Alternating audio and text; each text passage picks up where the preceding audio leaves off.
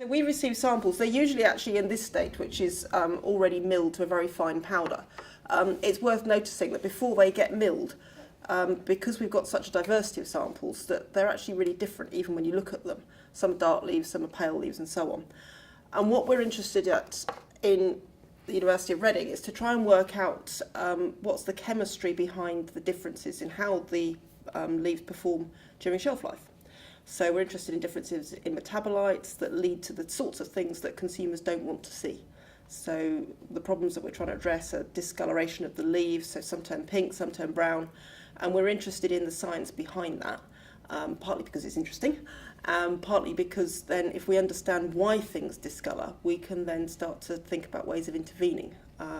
So it's a combination really across the project of understanding how those discoloration scores match with different types of chemistry, different types of gene activity and so on, so we can marry the lot together.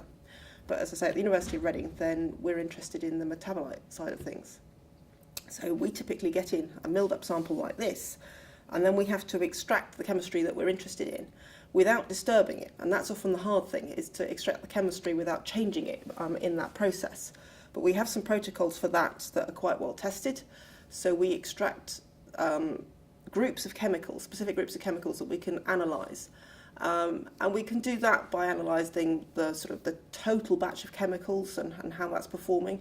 But we have some really sophisticated techniques that means that we can take individual compounds and look at their identity and look at their abundance and do that in really fine detail across all of the different types of varieties that we have available to us in the project.